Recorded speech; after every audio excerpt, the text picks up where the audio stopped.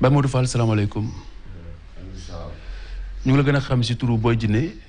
nga rëcc kaso je pense que c'est la 12e fois su ma juumul. Eh bien li ma lay njëkk a laaj parce que loolu mooy li nga xamante ni moom mooy li nekk dans l'actualité nan nga def ba génn si kaso bi encore une fois. waaw ginnaaw wu leen nuyoo ba pare maa ngi nuyu Sénégal yëpp aussi ak kilifay diine kilifa aada yëpp ba pare question bi ma laaj nag yaakaar naa yaa ma gën a xam parce que démb ba tey maa ngi gis sur réseaux sociaux yi lépp lu war a am yaakaar naa liggéey boobu def na ko pour leeral Sénégal yi mais maa ngi siy dégg tamit ay yeneen rumeur yoo xam ne bëgg naa ko leeral léegi nii rek que am na complice administration pénitentiaire ñoo koy jàppale ndaxte ni méthode yu ñu def ba évadé lii ki laa parce que bu njëkk maa ngi dégg am na ay teesu jinne yu doon sax wax mais cette fois ci waxatuñ ko gëm naa ne kon léegi xel yi mi ngi évoluer benn waaw mais évasion bi nag man maa jël sama propre moyen def ko te mooy méthode bi nga xam man moom laay xeexe injustice dëgg la nag population Sénégal moom comprendre gun bu baax a baax. mais avant ñuy sori nan nga rëcc quoi parce que quand même les gens se posent la question centre pénitentiaire bu mel nii nga fexe ba génn fa te kenn téyew la. waaw effectivement man yàgg naa ko wax ñi nga xamante si daanaa déggoo ak ñoom yàgg naa leen wax ne leen man fi ma nekk amul sécurité donte ñoom nag contraire lañ jàpp ñoom jàpp naa ne sécurité la mais man gëm naa ne amul sécurité te gëm naa ne à tout moment muy heure chaque heure nuit et jour saa bu ma bëggee génn foofu mën naa ko def. amul sécurité parce que infrastructure bi moo amul sécurité wala dañ leen garder wul suffisamment. non dañuy garder fii suffisamment parce que ñun doolee xool ñun traitement bu gën a baax si prison yi ñun moom lañ am aussi ñoom teg nañ seen ay moyens yi ñu jàpp ni tamit mooy sécurité waaw mais tamit ñoom ay nit la ñuy xalaat man tam nit laa damay xalaat te gëm naa ne gënuñu ma nekk spécialiste te dàq ñu ma xalaat dàq ñu ma calculer nat. noo rëcce nan nga rëcce. waaw bi may nekk foofu noonu maa ngi si chambre bi ma nekkoon chambre bi nekk 2 m 20 sur 3 m 10 am benn aération 80 et quelques centimètres ou millimètres je ne sais pas am ñaari lal si biir maa ngi fa nekk man ak benn co-détenu ressortissant malien la ñu ngi koy topp affaire terroriste waaw mais ñooñu ay xale lan ay innocent lan aussi te comme injustice la moom lay xeex mënoon naa faa quitté ànd ak moom génn ak moom mais boobaa dootul nekk injustice boo xam damay dee xeex sama injustice ba pare tooñaale parce que damay génne ko wut a génn. mais noo def da nga gas da nga toj comment comment laa soxla. non gasuma aération dafa am fer fer bi ñaari fer la moo kale moo baar aération bi ak benn grillage bu nekk si biti fer bi man moom laa dindi si guddi gi si moment boo xamante si ni maa ngi nekkoon grève de faim toog xalaat ba sonn sama xol boon injustice bi ñu jël teg ko sama kaw te teg ñu ko fenn te benn nit moo ko waral loolu nag moo ma touché yóbbu ma foo xamante si dem naa ba sama réserve dafa dem ba jeex parce que depuis des années yàgg naa am possibilité pour évadé foofu mais man dama ne affaire évasion laa bëggatu te duggati comme opinion publique bi comme lu bari comprendre duñ ko te man dama yaakaaroon ne sax ñoom dinañ comprendre mais lu bari comprendre duñ ko mais bi ma demee tamit muñ ba sës xam ne carrément lii mooy seule option boo xamante si nii man si yaa mën a jaar xeex sama àq ak yelleef nga jot si. alors Baye Modou Fall ñu ngi lay oowee Boy Djiné déjà tur boobu fan la commencé. waaw am nga affaire Boy Djiné loolu dafa yàgg te ay tur yu bari sax am ay jamono doon na wax Modou Djiné benn jamono ñuy wax beneen tur am na beneen tur bu ñu doon wax am ba tey ñi ngi wax Boy Djiné moom tur yi moom day chaque jour day changé mais mi ngi déparé police centrale en 2009 léegi nag bi coow amaatee retourné waat seen kaw après ci lañ def benn pièce jël ay yére yu ma soloon ak ay monot teg ko si biir gér bi siiwal si sama tur que ne Djiné la dama soppeeku léegi nag foofu la turu Djiné déparé ba tey te xam boobu tamit si laa gënoon nekk xale amu woon idée pour que dem si presse bi jéem a leeral mais dama jàppoon ne lu ñuy wax nii rek bàyyi comme jàll la. da nga jàpp ne dañu maquiller sa rëcc pour sauver seen honneur. waaw effectivement noonu la demee parce que xam nga toujours moom ñun ñooy perdants yi ñun baadoolo yi ñun population bi parce que depuis boobu bu amee lancé woon nañu ay poursuites mais amul kenn koo xam te jii dañoo jël mën a def te ko chako yóbbu la kaso mais man nag lañu visé yóbbu ma si kaso bi te li si gën a doy waar sax mooy dossier bi ñi seen tour nekkoon ñëpp finalement dañ leen retiré waat seen tour ñoom ñëpp génn leen léegi même sama benn tour moo si nekk. ok man dama bëgg ñu gën la xam réellement alors li ma la laaj mooy est-ce que def ngay étude parce que sànq nee nga ñoom dañuy xalaat dàq ñu la xalaat ëpp ñu la science ban science nga am loo jàng loo xam la mooy sa métier. waaw man nag technicien laa quoi si informatique ak électronique ak ay maintenance ak yooyu noonu mais finalement tamit sama xel aussi dafa nàcc si bagage yu bari yàlla dafa ma may ba xam ne man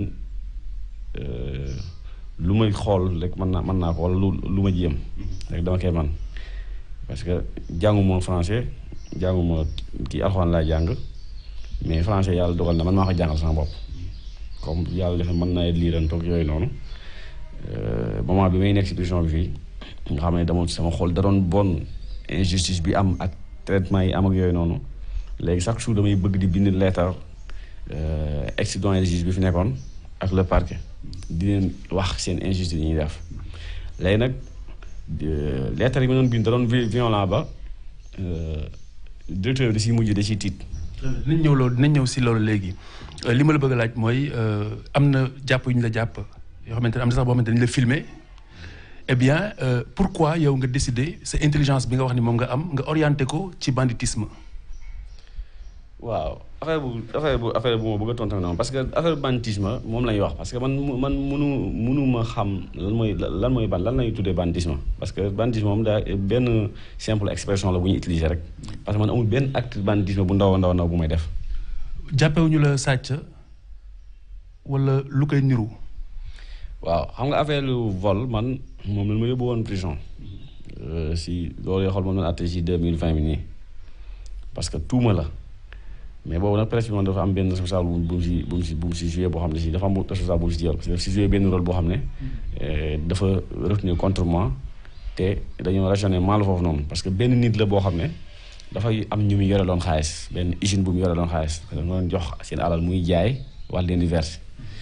mais finalement moom dafa tëdd si xaalis bi di lekk ba lekk si benn somme bu bari ñu toll benn jamono plainte contre ko moom ba mu xam ne moom instant tolloon na jamono boo xam ne moom dafa war dem tëddi kaso léegi benn incident bu ndaw ñëw si rek mu profité aussi turu booy ji nee na xaalis moom moo ko jël mais malheureusement tribunal loolu yëpp leeral na ko te naan ba xam ne kii li ñuy wax ay montage la.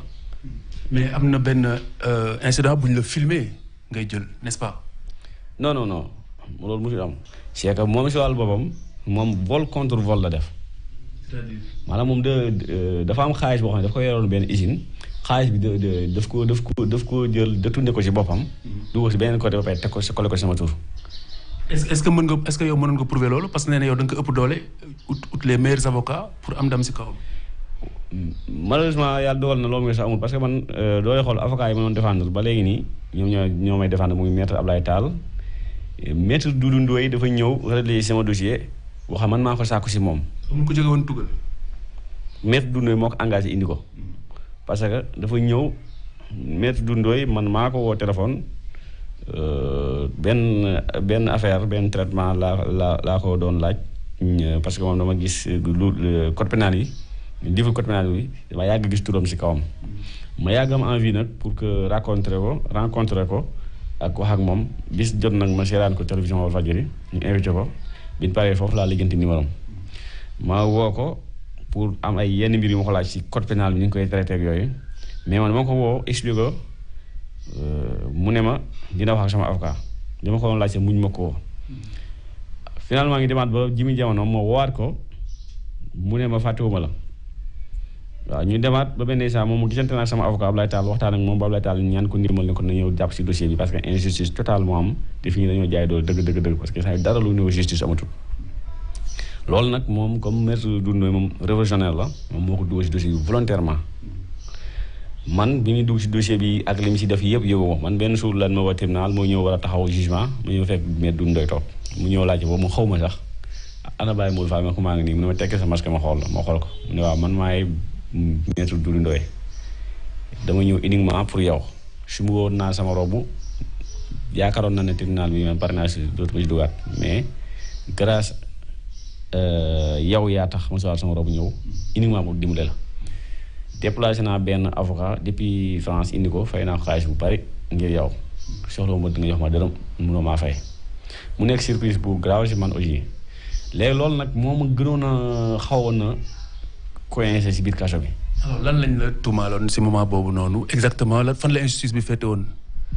waaw parce que boobu mooy dossier Faboro Konaré bi ngay wax nii affaire Solida boobu noonu ngay wax noonu moom la woon mais dafa am yu bari yu ñu si kolewaat. parce que dañ xam nga boobu dama ifade woon prison Rebeuss bi ma ifadee prison Rebeuss si moment yooyu comme ni mu demee nii rek xam nga doo ifadee génn fii war a taseeg di wax de si dimbali woon ma am benn incident bu ndaw bu ma am war a am benn collision avec les quelques éléments pénitentiaires administration pénitentiaire diggante boobu nag si la partie ne man ma mel ne kuy réfléchir wu si biir bu digg ma foofu pour mel ne ku fay sax pour réfléchir wu foofu pour ñoom ñu passé pour ma génn mais diggante boobu bi ma duggee nag fi ma duggoon noonu pour kale fa benn temps pour que ñoom ñu jàll ma man mën a génn dafa nekkoon benn lieu bu poussière kenn mosu fa gëj nañ fa dugg daal poussière lënd yi nekkoon fa takk sama bopp yëpp ma xamee nag léegi lii doo bëggee génnaat du la gisee nii léegi li nga doon bay day am coow day am loolu dugul si bitigu jaamu di fa dugg ba ay di fa lënd ak yooyu noonu finalement police ngeen mujjee ji loolu laa doon bañ ma ne ko comme demee noonu naa toog camouflé wu fii ñoom nu ñu tëjee man gis naa benn relation bu ma jaar génn ma jaar fi génn finalement noonu la bi ñu tëjee noonu sama téléphone fay na il faut ma woo kenn ko xam muy ñëw nekk foofu noonu ma génnee ànd ak moom dem parce que bëgguma génn di traîner noonu ci mbedd mi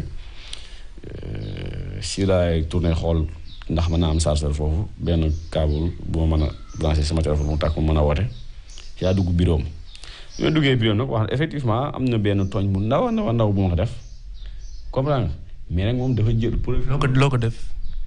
non parce que bi ma ñëwee bi woon dama toog ci siège am jël câble bi branché ko sama téléphone bàyyi ko mu sax ma teg ko noonu bi ma tegee noonu moom à la côté ñu ngi fa def ay sachet yoo xam ne xaalis yu bari la mun la jar foofu noonu maa ngi taxoon nii di xool defuma daal di xaatu bu téléphone am benn pourcentage pour tàkk ma jël benn mbuus bu ndaw nii téye ko ma gis ay pièges 500 yu bees léegi nag injustice bi nga xam ne man moo ma yóbbu woon kaso ba tax ma évadé ko Rebeuss loolu dama si amoon benn rumeur que ne chinois bi nga xamante si nii ñi jàpp ba tax ñu tudd sama tur chinois yooyu dañuy trafiqué ay pièces 500 dañuy trafiqué quantité pièces 500 yu bay dugal Sénégal te loolu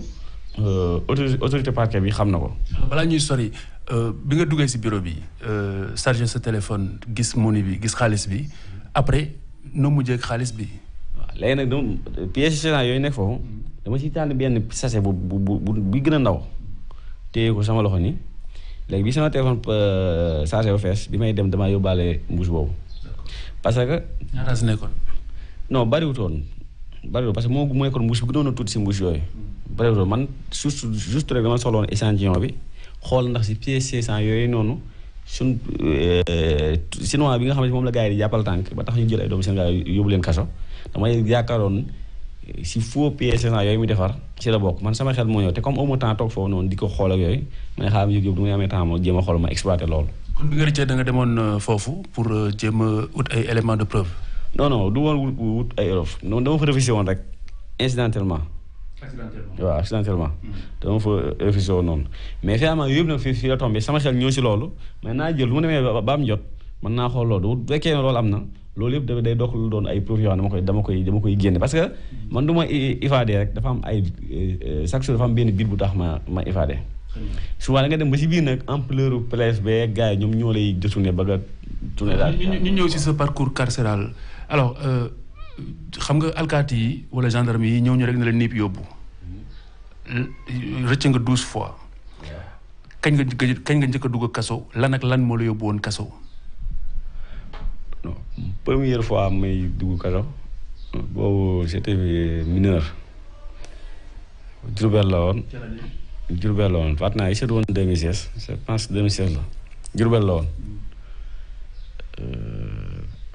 booba am na benn site internet moo gis mu bind ko sax benn dëkkandoo moo ko jox télévision mu daw ak moom yi mais yooyu amut loolu ay rumeur la rek man dafa am ku ma doon liggéeyal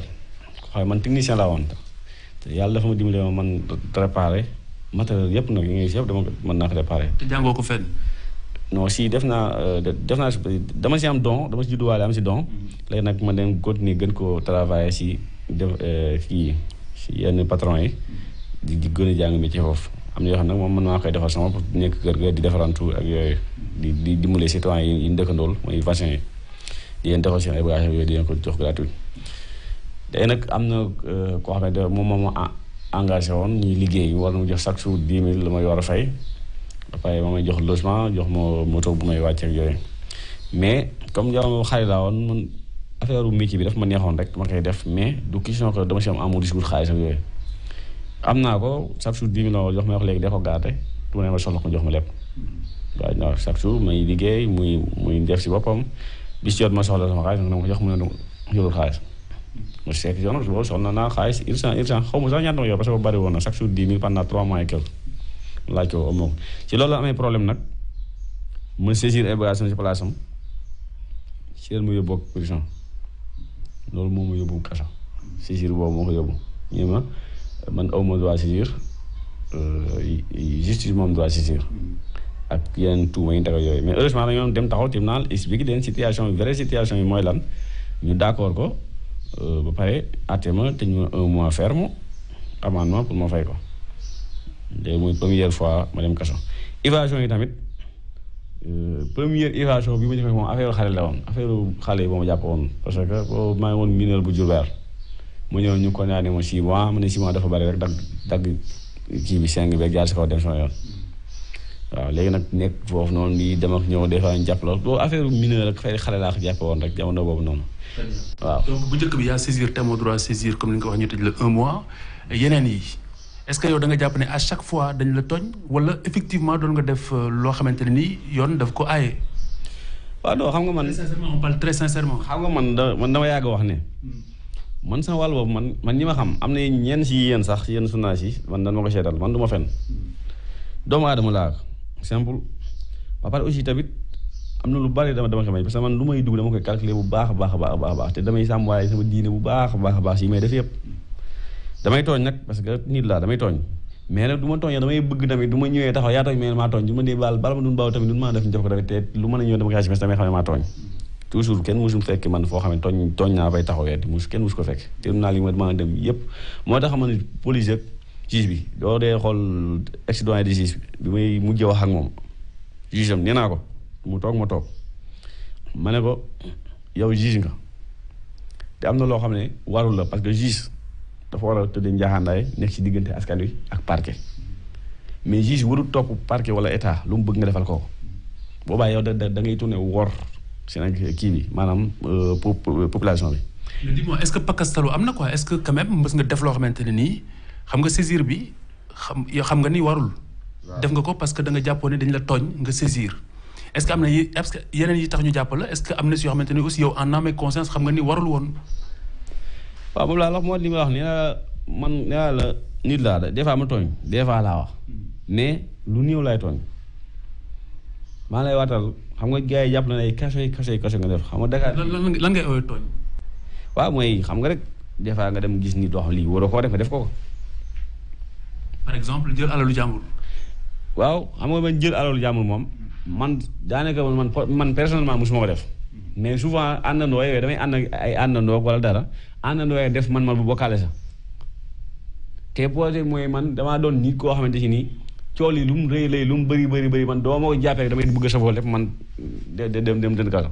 donc en gros mosoo sàcc ci li la jàpp yëpp du yow yaay auteur principal bi. effectivement noonu la demee mais problème bi mooy man lañ xam man lañuy viser rek man lañuy jàpp man la yem tey ñun ñëpp duñ àndee def dara bàyyi moo du la xam parce que policier man lañ xam. da nga weex donc. waaw très bien léegi yi ñu la mës a jàppee yëpp ban mooy bi nga xamante ne nii comme doo fen moom nga nangu ne yaa ko def. waaw parce que foobee comme li ngay wax nii fa boolee Konaté bii ngay wax nii. bu soldat bi ñu taxee wax naa ko man carrément nee naa leen mais man maa tooñ mais nag na tooñ yi yem fa mu war a yem te nan wax tamit li am. yow yaa ko jël. non non moom dafa sàcc moom si wàllu boobu moom dafa sàcc moom dafa jël sàcc alors jàmm tëdd si ba pare ñëw tegal ko sama tur. comme ba pare nag profil na dem jël presse bi waa bàyyi moom il m'a détruit il m'a mis à genoux complètement comprendre nga c'était employé de combien de employés 27 employés man maa ngi employé lépp loolu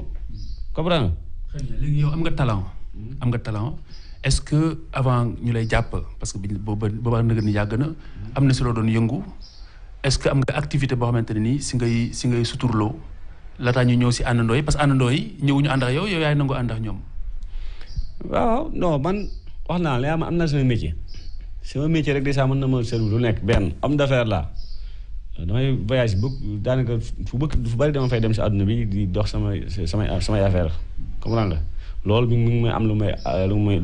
ay revenus yu may indil aussi si côté métier bi man transporteur la maa ngi ko donné sama papa. waaw. am ngay oto yu daw. waaw actuellement am na ay camion yuy daw doomu Sénégal yi ñu ngi ko yor si liggéey maa ngi ko donné sama papa depuis. donc yow employeur nga. employeur waaye am na ñu bari mu employé am na yeneen façon liggéey sax yoo xam ne maa ngi si investir sama xaalis ay doomu Sénégal yi ñu ngi siy liggéey mais je préfère garder ko parce que comme gars yi ñoom dañuy wut ay prétexte pour di xool yoon yu ñuy jaar pour mën di téye sa alal ak yooyu comprends nga loolu moo tax. mais man malheureusement man mosuma dëbb kenn sama alal parce que man bu ngay wax li gars yi rek man lu ma yor dama naan leen lii may borom. kon ci tënk mbooleem li nga xamante ni moom lañ la mës a tuumaal fenn nga nangoo ne foofu nga juume mooy ci affaire Sodida bi est-ce que loolu la ou pas. waaw mais Sodida bi man d'accord naa li nga xam laa def. léegi la moo tax yow Baye Modou nga am sa métier am sa business di ànd ak ñoo xamante ne dañ lay dugal si tooxi doona comme yow nee nga lu am yaa koy déggoo. waaw mais loolu lu yàgg la woon quoi. loolu lu yàgg loon jamono bu yàgg lool boo xam ne si ñii ñoo doon ay xale dugg si àdduna commencé di jéem a xool yoon mun jaar bu mën a réussir xool loolu la des fois ñu àndandoo xale toog des fois dañuy def yoo xam ne sax affaire xale rek moo ñu si dugal mais du bëgg dara loolu la mais depuis booba léegi nag yàgg na amul leneen loo xam ne def naa ko parce que dooy xool man 2008 lan ma arrêté woon ci problème mu vol boo xam ne si nii effectivement lu am la mi nga amee woon Lago 2 comprendre nga ak Mbour di jàpp na si loolu mooy indi woon problème central bi léegi problème central bi mu amee nag ba policiers yi ñu nekkoon foofu policiers yi fa nekkoon commissaire ba yooyu ñu tudd leen si xaalis feeñ na fii xam nga ba léegi nii dossier boobu nag léegi nag moom moo taw a jeex léegi benn affaire foofu dafa am benn acharnement bu doy waar boo xam ne man tey moo causé yi yëpp xam nga dossier boo xam ne yow ñoom nee nañ man damaa jëloon alalu jàmbur depuis 2008 plaignant bi moom justice la yaakaar pour que mu doxal ko àqam dañu saisir na justice depuis 2008 toog courage la di xaar justice mais ce plaignant boobu justice moo koy dimbale. est-ce que actuellement nii pare nga pour delloo ko li nga jëloon. non moom xam nga bi loolu amee incidentellement. comment ça incidentellement. maanaam jógee Guinée-Bissau jamonoy xale ñëw jaar Mbour ñëwoon fa doon am lu ma doon jaay. finalement ñëw fekk gars yi wàcci te moo sama oto mi ngi paan maa ngi jeexal xaalis comprendre nga moom moo am benn négligence bu mu def rek ma réussir ko jël alalam mais bi ma jëlee alalam bi ma ñëwee bi gars yi di wax ay wax yi jël alal ji def ko nii yëpp tàppeel la leneen ak def lee doomi maa nga fa am liquida dama leen a nax ba jël sama téléphone woo boom xaalis bi ndànk ne ko man maa juróon sa xaalis jàpp na ma pays central ñëw ngi jaar sa xaalis yow mi ko liggéeyoon nga jariñoo ko après moom ñëw na jël na alalam daf koy deseelu ma kenn len coow am nag lay waa dig jàpp ma pour même affaire parce que ñii dañoo yor affaire Lagon 2 bi ñii yor affaire Mbour bi ak diwaan électronique ci Dakar léegi nag ñii ñu ngi may seet pour affaire Mbour bi ñii jàpp woon nañ ma si affaire diwaan électronique ak Mbour waaw léegi ñii bi ñu ma bàyyee ma xëy suba ñee jàpp ma waa dik ma nekk ndik ñu tàppee la ba guddi ñu yóbbu ma police Rebeuss pour ma fanaane foofu parce que dik amul cellule ñu yóbbu ma police Rebeuss pour ma fanaane foofu te police Rebeuss ñoom éléments yi ñoom jàppoon déposition centrale ñu ma yow noo def bu jógee centrale comprendre nga non dañoo tëj woon bunt bi doon génn gars yi ma raam génn ndaw parce que surtout pour bañ a di citer seen tour di yàq seen liggéey waa ilaa may nii ay coono parce que amul ma benn intérêt comme affaire xale la man liggéeyu ma dara amul benn charge yow ma jabar yoru ma dara comprendre nga jamono boobu léegi man naa ko nangu rek teg ko sama ko dem tilmaa lu mu sam baax na man na laa ko jeex mu ne damaa rëcc rek daw mais après nag bi ma jëlee stratégie boobu tamit pour que juste rek jéem a étouffer coow li jéem la protéger ñoom ñi ma si mën a bañ a wax dara ñoom nag dañoo profité na jël coow li nag ñu bëgg koo def benn maanaam protège ñoom pour défendre seen bopp. amul benn yoon boo xamante ne nii rëcc nga si kaso fekk dañ la dimbali. non man police centrale laa ma si jógee joxe fa xaalis ñu bàyyi ma dem parce que ñoom jàpp ñoom bàyyiwaat mais kaso moom dama lay wax benn affaire. da nga joxe xaalis wala waa ji moo récupéré si xaalisam. dafa léegi non ñoom bi mu jëlee xaalisam ba pare parce que ñoom xaalis boobu noonu ki ma waxal foofu xaalis boobu noonu moom la waroon a jël pour que bàyyi ma mais boobu mënu ma woon a bàyyi parce que annoncé na procureur ne ma jàpp nan ma ba pare. léegi nag moom mi ngi xool yan pexe day nu mu mën a def bindal ma leneen ak yooyu noonu mais man maa d'accord di fa bàyyi xaalis bi ba pare di dem kaso moom effectivement bi mu jëlee xaalisam moom dafa jël xaalisam delluwaat comprends nga man nag gars yi nag ñoom dañu mel ne bu jàpp ne trahison la wala dama leen bëggoon a dugal wala loolu nag moo leen yóbbee nag ba même bi ma waree waatee yóbbu sax dañu fexe ba bàyyi ma léegi nag bi ma bàyyee nag muy ñaari yoon yu tegaloo ci benn semaine pour bëgg a gëmal nit ñi neen man dama am mystique. ok loolu 2008 la woon. 2008. ok léegi pour jeexal si affaire boobu ñu dugg ci li actualité affaire Gambie bi il faut ñu waxaat si parce que amoon na beaucoup de bruit par rapport ak évasion boobu. waaw affaire Gambie moom man damaa évadé fii mënuma toog si dëkk bi ma dem Gambie gendarmerie Sénégal yi ñëw dugg Gambie waa section recherche ne dañ may jàpp te boobu jëluñu lu ordre mission te règlement IMOA mayut benn alkaati muy jóge si réewam dem si réewu jàmm jàpp nit lu dul que dañoo am coopération judiciaire wa ilaa ñoom président yi ñu déggoo ko te extraction xam nga président moo ko def normalement ñoom nag dañuy wut seen benn ordre mission rek ñëw rek franchir frontière jàmm dugg si infiltré si hôtel bi ma nekkoon pendant 3 jours nag maa ngi gis ay gestes yu étrange yoo xam maa ngi si bàyyi xel mais juste man dama gëm ne rek amuñu droit boobu te yaakaar naa Sénégal nelawul noonu quoi bay yebal ay alkaati ñu dugg si réew jàmm def loolu surtout réew boo xam ne yéen ñaar da ngeen am da ngeen a jógee si benn conflit bu ndaw noonu muy jamono Sidiya Bayo bi amoon noonu ñu ne coup d'état am na kat moo ko def ñu ne Sidiya Bayo si la bokk mi ngi Sénégal Gambie ne nañ ko Sénégal jox ñu bañ a duñ ko jox moins de 15 jours man ma dugg foofu ifaare dugg foofu noonu man pour réfugié wu foofu noonu ñoom yebal seen alkaati léegi xam nga foofu noonu coow li muy bari yëpp te dañuy wax dëgg la mais Sénégal tooñ Sénégal moo tooñ parce que Gambie dugal fi ay alkaati ne day jàpp Sidiya Bayo dugal fi ay alkaati ne day jàpp keneen mais Sénégal moo yebal ay alkaati ñu dem foofu nii dañ may jàpp. woon benn lien boo am ak Jammeh ou qui que ce soit. non c'est que loolu moom la gars yi di wax saa man du ma am lien ak benn président parce que man sama wàll ba man sama deret mu jege nguur man ji nguur mënu ko def ba sax su ma koy sori nguur yàlla moo ma dogal nag yàlla bu ma dogal nguur gu ma nekk si sama réew sax ban xaw am ay incidents yu ndaw nii sax man damay ba chaque jour doo ma sonal rek sa finition du baax. alors Baye Modou lan moo tax cette fois-ci nga rëcc toog si réew mi. waaw non xam nga comme loolu moo tax foofu laa aspiré woo parce que comme jege nga fi départ dem Gambie juste pour réviser wu foofu noonu benn la setan dugal sa réew ñu jaar fi amplifié yóbbu ko foo xam noo dem na fee def ko diggante di réew léegi damay toog Sénégal tey bii pas Sénégal bii laay toog suivre justice ba xam nan lay muyee sama mbir comme ñoom dañ ne du ma mayee liberté provisoire damay daw kenn du ma gis moo tax nangul ma mayee liberté provisoire de tey ma kaso bi léegi man damay jël sama propre responsable man évadé sama bopp toog di yéen si ànd sama dossier saa bu ñu defee seen enquête ba pare saa bu leen neexee nag fii ba heure bu neex baax na saa bu defee sama enquête ba pare defal seen ordonnance de renvoyé ma tribunal criminel ak mën naa wax sax criminel parce que gars yi moom criminel lan bind sama tur man. criminel parce que nee nañ bi ngay ñëw bi ñu lay filmé da nga yoroon ay armes. arme fan ñu may filmé fan. si Solida. non loolu man mosuma yor arme te affaire Solida jeex na bu yàgg loolu jeex na atte nañ ma si ba seetal ma si yu bëri ba naan ma 2 ans si tooñ bi ma ko tooñ lu ndaw loolu moo ko def si leen ma condamné 2 ans yeneen saar si yéen si defoon yëpp lépp lan écarté fii ordonnance de renvoi bi nga xam ne moom la ex doyen de justice bi defoon lu ma la ko wonoon da nga naan non da ngay parce que man am na benn avocat boo xam ne boobu mooy première fois mu may doo gis mooy première fois mu may plaider te état moo ko servir d'office moo ko jox d'office mais moom bi mu gisee ordonnance de renvoi bi nee na ma man ak juge bi daa quelque chose nee na ma am na benn juge bu am suñu diggante te man musuma ko wax sax lool te effectivement loolu moo wax mu am ordonnance mais heureusement man tribunal fii comme li gars yi man damay wax ba contrairement par rapport ak ñenn ci population Sénégal nii li ñuy wax quoi que ne justice bi baaxul dañ koy def man gëm naa ne justice bi li ci ëpp baax na waaye dafa am ay côté yoo xamante ni dafa négatif de trop. pour yow juge yi ñu ngi def seen liggéey correctement. non du juge yi parce que doon ne juge yëpp ngay wax mais am na ci ñoo xam ne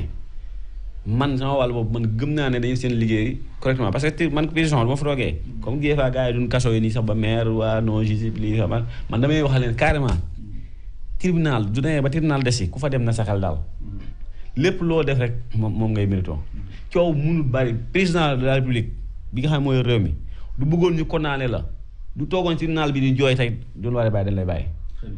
am na benn journaliste boo xamante si ni mas naa dégg mu nekkoon Lamp Fall doon jaay journal ne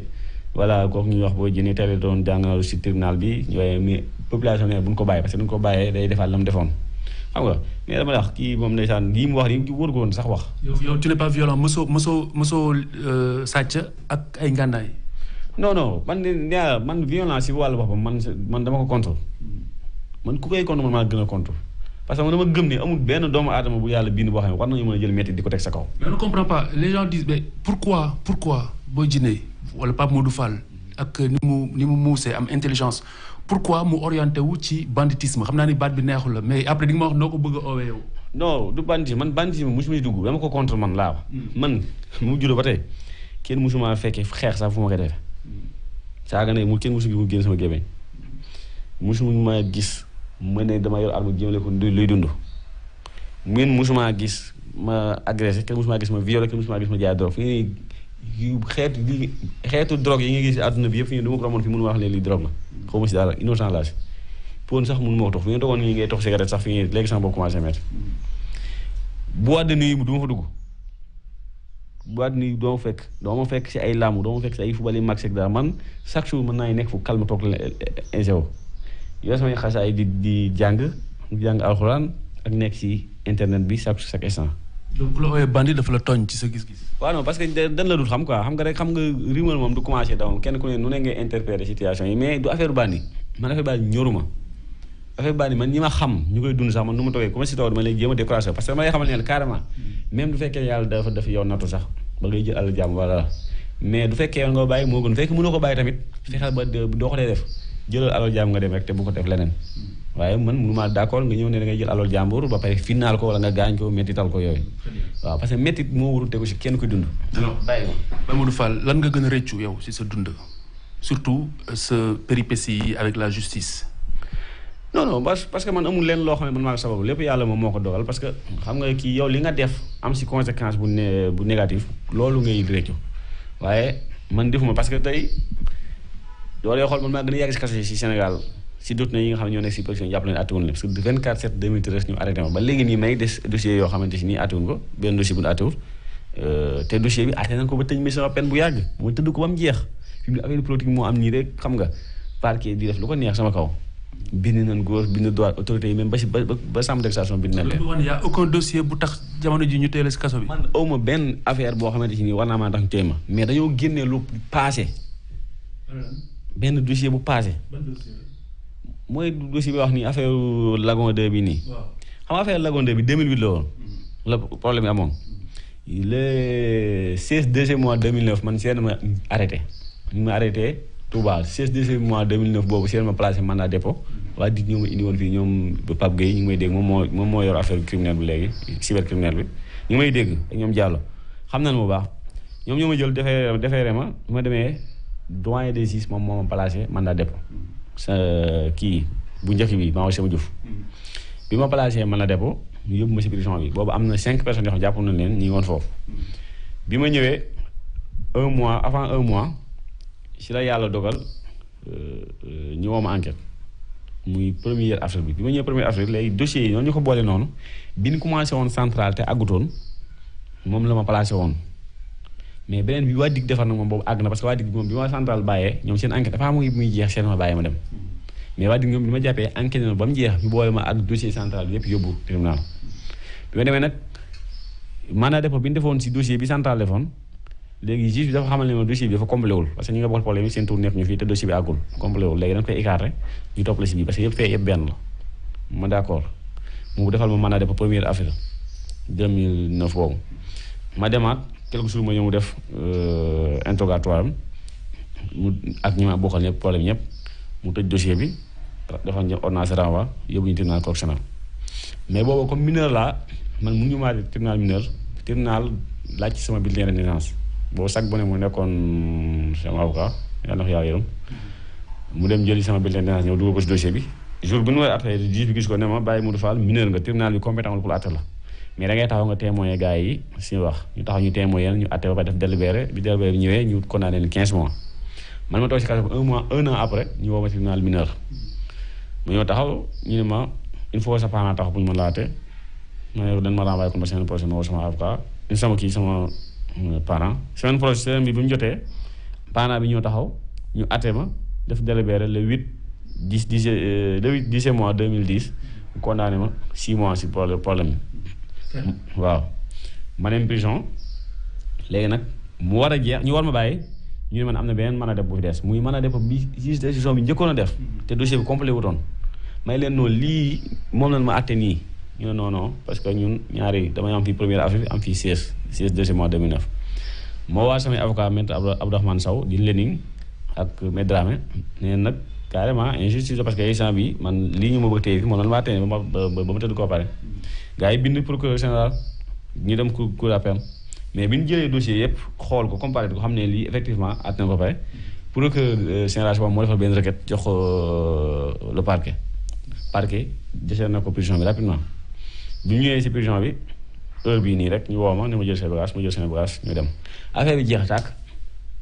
mais bi affaire bi jeexee ba ma nekk si biir nekk sama jàmm di commencé sama liggéey commencé investir commencé jël sama yaay employé yëpp ñu commencé liggéey sama alal yi nekkoon si àll yi si sous-région bi yëpp di kay man day dem dajal yëpp ñu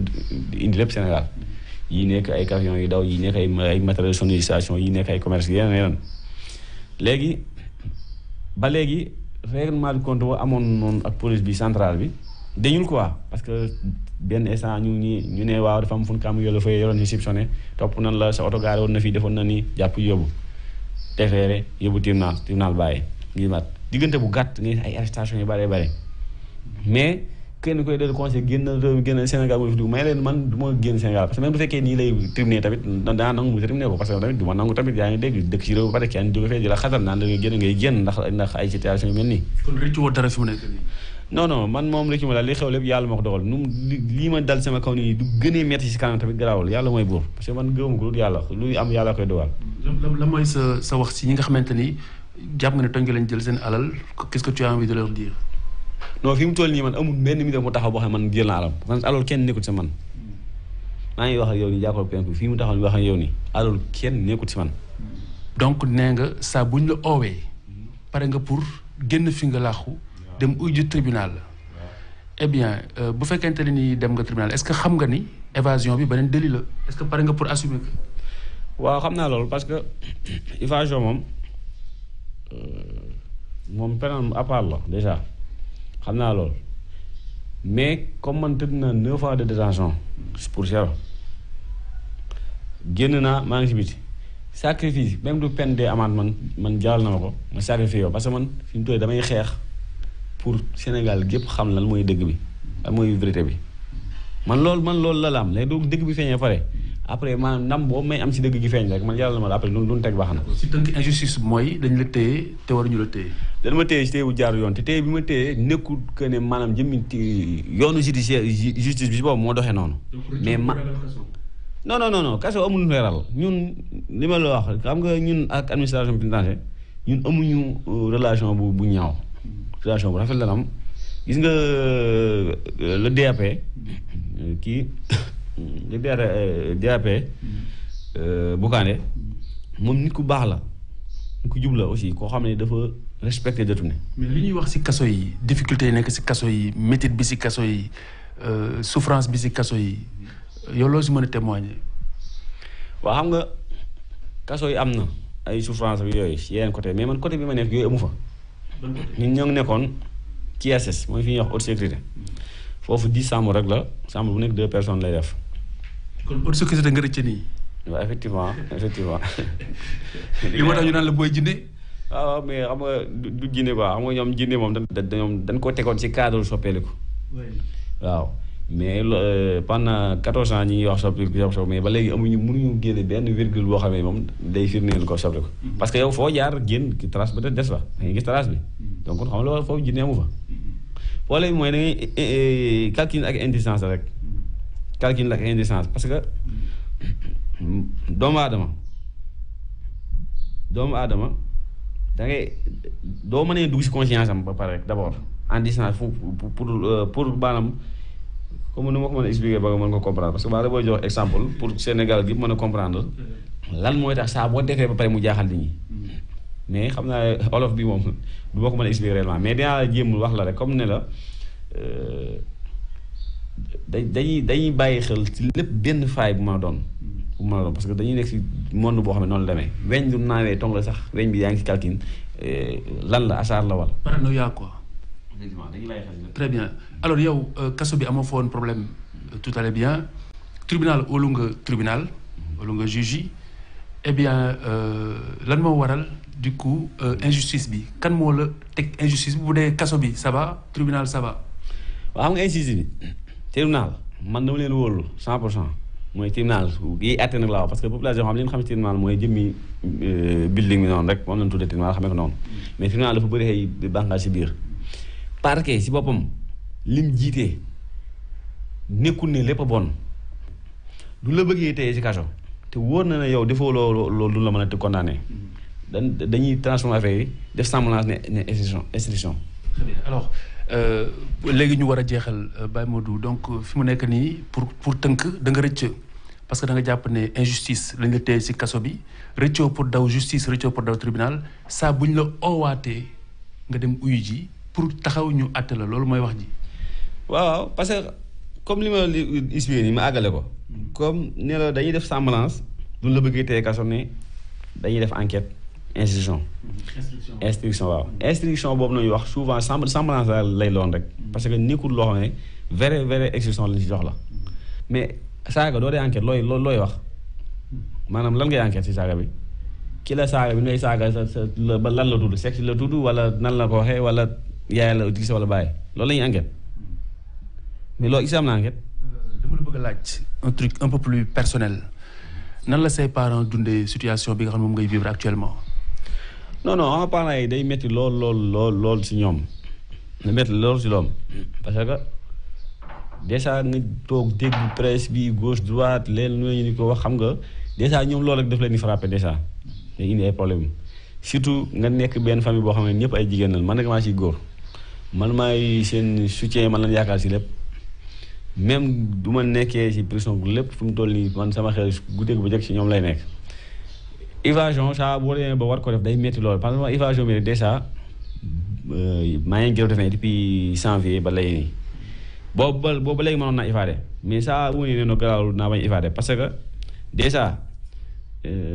am na kilifa yu bari ñi ngi sama ginnaaw di ma jàppale ñii maa ngi dégg ñoom téléphone ñii ñi ngi jël seen alal di def si man ñii ñi déplacé wu guddeeg ba jëkk lu ñu ngi koy def ak yu bari nekk sama ginnaaw di ma dimbale ba pare aussi maire bi tamit chaque instant mi ngi jël yaakaar bu baree teg ko si man saa boo waxee doo ñëwee def nii kër gi jigéen ñi rek ñoo fa nekk léegi nag ñoom loolu situation bu métti la si ñoom mais da ngay xam ne situation oblige fi mu toll nii doo deewoon tamit mënuñu si dara dañ lay dem suuli te day gën a métti te ñun ñëpp ñu ngi si suñu kanam kenn xamul kañ la man noonu tey mën na doon suba ne ginnaaw suba soxna si mi ngi foofu aussi mi ngi si kër ga man benn enfant la damoon maa ngi moom mais dafa mujj décédé du ñu doo sama yëpp sama ginnaaw la amee mu nekkee ci prison bi waaw mais man yooyu yëpp man gëm naa yàlla daal gëm naa ne moo bind àdduna am bind ay nitam te du ñu fekkoon ne dafa tële dara si ñun du ñu fii nii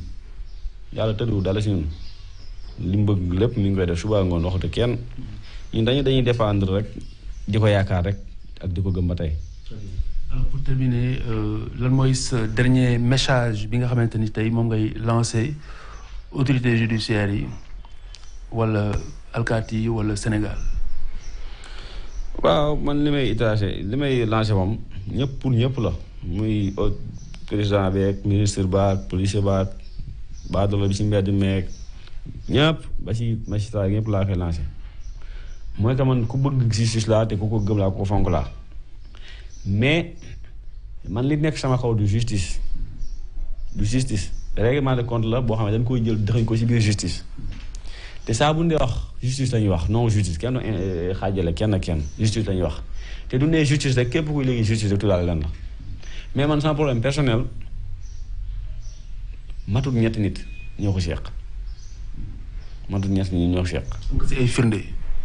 non man amoon naa dund sama affaire depuis le début. du ma demee tribunal lu concret laa leen wax parce que samay wax koo dégg da ngay xam ne lii mooy dëgg parce que man li ma def lu mu métti damay tax ne maa ko def parce que xam naa bu baax sama bopp nekkuma dof boo xam ne nga nekk ci télé bi topp nit ñi di sonal ak gaañ nit ñi ak sonal man sama alal lu ma xamee si doomu aadama laa ko man yoruma alal ju may denc ci ay banque yoruma lu ma am dama koy jox doomu aadama yi dundee ko parce que man damaa gëm ne nit si wàllu boppam sa noonu di nga gën a bañ sax warut xiif nekk sa wet nga di ko seeraan. dernière question instant bi Sénégal réew mi tàng na si wàllug sécurité am na ñu bari ñoo xamante ni am na ñu fi faat yàggul ñu si bari eh bien am na sax ñoo xamante ni dañuy naan kii bandi bi rëcc nekk si biir nit ñi óoluwuñu ban regard ngay jeté ci insécurité bi nekk ci biir réew mi ak bandi gi nga xamante ni moom lañ la collé lan nga mën a wax sénégalais yi pour wax leen ni doo ko. waaw am injustice bi moom mooy li may wax rek man seetlu chargé wu ma ko. sécurité bi. sécurité bi laa non ça maa ngi jëm waaw insécurité bi laa wax. man loolu daanaka man li ma si concerné bëri parce que man du ma ko def. te du ma fekkee fu ñu koy defee. ku ma xam nga koy def it man lu ma si mën a wax si rafet bu nga bañ ko def yaa la ko wax. mais daal li ma xam man moom laa mën a assuré doomu aadama fépp fu ma teew nit kenn du fa final nit. fépp foo xam ne man sama wàll boobu sama jëmm ma nga fa kenn du fa final nit gis nga maa ngi nit ko tuuti la aw ma doole aw ma dara mais yàlla dogal na ma am naa kàddu te nit ñi respecté nan ma te amul kenn nag koy taxaw laaj ko si man taxaw ma parce que nit man gëm naa ne moom ñi gën a sévère bu Sénégal 5 fi gën a sévère bu man si laa bokk waaw loolu wax naa ko injustice moom kii insécurité moom loolu la alkaati yi ñoom ñoo ko saase dañuy liggéey nañ def li ñu war a liggéey mais man moom du ma jël sama téléphone di woo police wala sànni wala kenn naan koy jàpp di wala kay def wala lii wala laa mais daal képp koo xam ne si man gis naa la ngay def naa man sama wàllu bopp man dinaa jël sama propre responsable ba nit doo ko fi naal leneen lu waaye def nag man sama yu nekk si jaayal say drogue defal leneen lu neex mais doo jël finna ko si teg doomu aadama finna rek ñaar yi rek la jël sa arme di ko jëmale nit daa nga jël nit di ko finnaal pour jël alalam wala dara mais doo jëleen fekkee nii nga jël alal jàmm dem man sama yoon nekk si parce que yow yaa ko choisir di ko def waaye daal du si finna naree bokk man ma bokk si waaw finna daal man laa bëggut maanaam loraange nit di ko jël te ko doomu aadama. très bien alors bu fekkente ne am na lu ma la laajul te nga bëggoon ko wax mu ñor la mën nga ko wax ñu jeexale ko. waaw comme yàlla dool na profité woon nan daanaka li nécessaire yëpp wax nañ ko léegi damay def lu sant la gërëm la du ko fee ñu jéem a tëj te wax gars yi tamit ne leen daal man lii sama méthode la man bu ma choisir pour combattre sama injustice parce que injustice ñu ngi koy xeex nu nekk si grève de faim lañ njëkkee woon booba tey saa ba grève de faim du DAP dina ñëw def si li mu fi war a def xam nga woo ñi mu war a woo ñëpp wax ak ñoom woo na ku ne sama problème ministre bi woo na sama problème 1000 fois woo na procureur général 1000 fois woo na tan procureur de la République doyen des juges ñoom ñëpp wala lu ne amul lu mu def moom DAP mais nag moom ab directeur la am na fa mënu fa àgg am na fa mënu fa yem moom injustice bi xam na ko injustice bi am xam na ko waaw injustice boobu nag moo tax moom benn saa day am foofu lu ko tollee tamit day commencé jël responsable am di def waaye nag mënu forcer gars yi pour ñu libérer la wala ñu àtte la parce que mu àtte du monsieur Sara moom ni ko baax la géré bu rafet la géré kaso yi lu rafet la yore kaso yi même fee doo demee fi ma évadé nii évasion bi dafa doon loo xam ne dama ko forcé mais déjà kiiw sama xol nekkul lu oyof ci sama xol mais dama ko forcé parce que xam nga déjà nekk ak nit nii benn temps rek jékki xëy rek def nii. colère dafa am colère booy sentir sa diggante moom. colère boo xam ne dañuy sentir diggante man ak ña fa nekk di garder ak directeur bi seere prison bi chef de cour beeg adjoint beeg yooyu am na benn colère bu dox suñu diggante ba nga xam ne si ñoom déjà doo demee da nga doo ñëw fekk maa ngi da nga yaakaar ne ñii am na benn relation bu dox suñu parents yi wala dara. fekk ne dañoo lay nekk ay nit ba pare day xam lu bari mais xam nga ñoom it dafa am foo xam ne du tooy am na foo mun ñu fa waxee.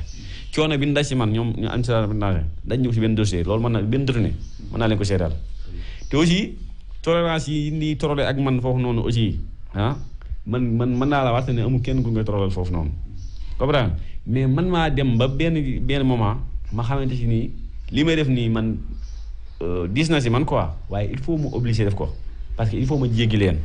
parce que sama vie moom moo nekk si benn jeu boo xam ne il faut ma réparer ko te méthode bi daa choisir pour def ko kuy wax naan dama leen a corrompre dama def nii gis na kaso loolu lu may leeral gars yi la kaso kenn mënu corrompre garde mu bàyyi la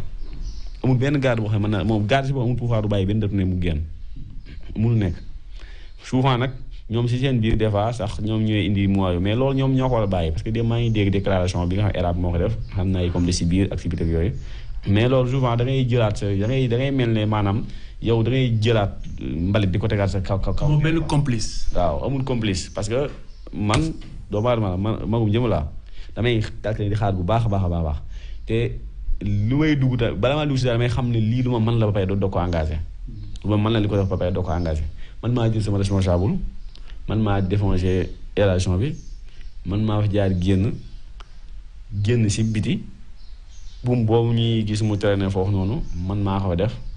man maa jaar si ko mbir bi génn dem sa maa nekk nii si biti léegi nag loolu benn bor la boo xam ne man ak état Sénégal ñoo ko seq mais damaa bëgg mu fay ma sama bor ma fay ko si bor bi. état Sénégal. damaa bëgg mu fay ma si man. bor bi ma ameel. ba pare ma fayal ko man bor bi ma ko am. te na ma 6 ans de détention. àtte ma ne ma acquitté naa la bàyyi naa la. defoo dara xam nga loolu lu doy waar la. ñu ne waaw mu téyewaat ma 5 ans ñaar yi ma nekkoon mu acquitté waat leen ne defu leen dara mais man def naa waaye ñaata la ma tëj ma pétaat foofu 3 ans ak 6 ans muy ñaata 8 ans 3 ans ak 5 ans muy 8 ans encore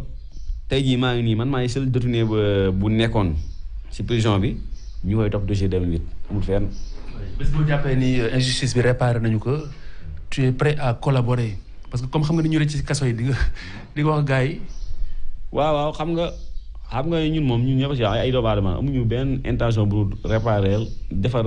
Sénégal pour mu am njariñ yëpp parce que ñun doo ñu fekkee kaso sax chaque jour da ngay fekk dañuy génn ay kay di xalaat ay procès di bind di teg te bëri na loo xamante si ñun xam nañ ko lu mën a jariñ réew mi man defar réew mi léegi loo xamante si nit ñi ñi jàng ni États-Unis ñi jàngi Europe fu nekk dem na fa ñëw seen diplôme mais wóor na ma ne nekkul seen xel. boo génnee loo bëgg a def à part continuer ses business. non man sama business laay nekk man sama business moom laay continuer di ko nekk mais problème mooy man xale laa nekkoon doon def yi fi xale te xale googu jàll na yàgg na sax ba mu jàllee mais man jeexaloon naa ko mais ñoom ñoo ko jeexalagut te xam nga tamit comme tant que jeexalaguñ ko tamit pour détails yi mënul ñàkk dem parce que du la téye rek injustice yow tamit du il faut que ngay défendre aussi saa bu nee jëlee yat di dóor il faut ngay baare mais saa bu ñu bàyyee dóor rek di nga mën a baisser say bras xam nga mën na xool ak beneen sens ak beneen yoon loolu daal moom mooy li nga xamante ni man mooy sama décision li nga xam mooy importance nag mooy maa ngi leen xaar dossier bi dem tribunal du demee tribunal ñu woo ma yaa leen woon ne man du ma dut ne bu naan ay da may libéré pour provisoire muy dawal non xam nga man sama mbir dafa siiw tey jii du juge correcté la woon dossier bi yóbbu ko tribunal léegi nga dinaa ko lire si presse bi ñu ne dossier Baye Modou Fall lay jàll tel jour waaw léegi man nag dinaa leen déglu sama dossier du ñu koy appel tribunal ma leen koy fekk jërëjëf Baye Modou Fall merci.